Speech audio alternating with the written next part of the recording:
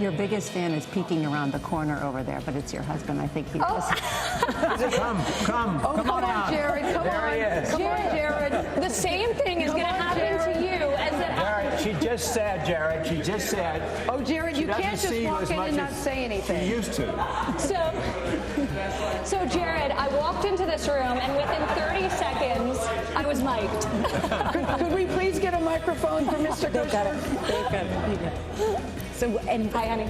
Jared, welcome to CBS This Morning. Jared, This is your first interview on CBS This Morning. Jared, tell us about the walk on the mall last night with your wife. Great company, beautiful scenery. Keep working this way. Well, there, we couldn't quite convince President Trump's senior advisor and son-in-law to join us at the table Major Monday. was trying. Yeah, he did.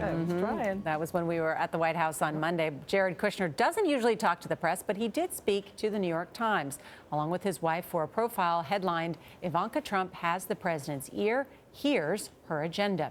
One of the writers is New York Times correspondent and CBS News contributor Jodi Kantor. She's here with new insight into Ivanka's role in the White House. Jodi, good morning. Good morning. There's so much good reporting in here. Thank you. What is Ivanka doing that we didn't know about before? Well, that's really why we wrote the story. We wanted to probe that question. To me, the takeaway of, we had 2 interviews with her last week. One of them was in the West Wing. And to me, the headline was that she is looking at executive orders before the president signs them. That's a really startling fact. This is somebody who has really no record of public service, no government experience, no Washington experience. She's there because she's the president's daughter. But the same could be said about the president. No Washington experience, no government experience. Exactly. It speaks volumes about this administration. Now, the other big thing is that she has really decided that she wants to focus on gender issues as her role in this administration. She is saying she wants to pass paid family leave, by the way, for men as well as women, that she wants to work on making childcare more affordable, that she wants to raise money for female entrepreneurs around the globe. This is a really interesting assignment with some big questions, right? She is stepping into a very difficult and in some ways angry moment in gender politics. Hillary Clinton has just lost the election. In the interview, she was kind of using language that we appropriate with Hillary Clinton. It was very surprising in some ways coming out of Ivanka Trump's mouth. And Wait, I don't understand what that means. when she was saying things like, we're going to unleash the power of women and girls in the economy, that's language we've heard from Hillary Clinton for a really long time. So the question to me about that is she trying to kind of atone for or make up for the problems with her father's record on women? Don't you think how much that language, though, Jodi? I don't think that's specific to Hillary Clinton. Not specific to Hillary Clinton, but given that she is one of the highest-ranking senior people in this White House, is the president's daughter. And this is a president who really has had some trouble with his record in this area. So is she attempting to change that, and will she be able to? Is there one example where she has changed her father's mind so far, where it was going this direction, and because of her lobbying for another idea, she went in this direction? So she has weighed in on a number of issues, everything from refugees to climate to women's health to immigration. These are really broad areas. She doesn't see sort of restrictions to her portfolio. And so the question we wanted to ask is just how deep is this impact?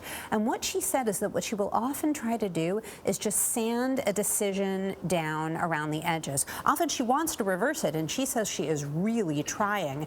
But what she says is, even if I can make a small difference, even if I can kind of blunt some of the impact here, that's significant. Well, I get the sense she's never publicly going to go up against her father, even when she disagrees with him. She feels that she can walk right in the Oval Office and speak to him at any time. That is the question, and that's what we talked to Jared Kushner about. When we were on the phone with him, I really asked him about the relationship between father and daughter and how it played out in the Oval Office. And he said their time in there together is alone. They go into the room, they close the door, they're discussing amongst themselves, and nobody else really knows what they're talking about. Now, what we did hear from many sources close to the Trumps is that Ivanka has an ability to do something that very few people can do with Donald Trump, which is bring criticism to him in a way that he will accept. The question often asked is, who can say no to Donald Trump? Is she the person who can say no?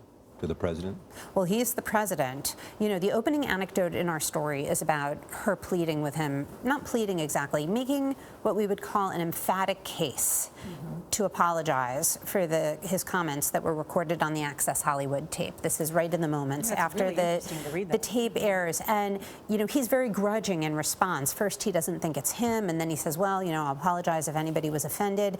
And she says to him, you know, we don't have her exact words, but we talked to several people who were in the room who said, you know, this needs to be a really clear and full apology. And it's not clear that he really listened to her. In the moment, he was kind of unyielding. And if you look at that apology later, it's still a little grudging.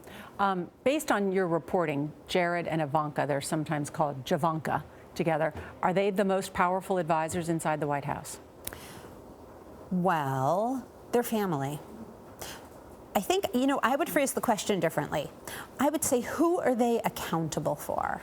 Because when you're regular White House staff, even if you're incredibly seasoned and experienced, you can get fired or sort of politely dismissed, and you move on to something else exciting in your career if you don't do well. And I would say, who are Jared and Ivanka accountable for? Is the president really going to fire his own daughter and son-in-law? It doesn't seem so. Well, they're accountable to the laws of the United States government. Certainly, right. but what is the measure by which we will measure their work in the White House? Yeah. Well, That's let's what's just worth say it. that It's really it's a very interesting. it's a very comprehensive article. I think you could have given it more space. Thank you, Jodi Kantor. Thank Always good you. to have you here at the table.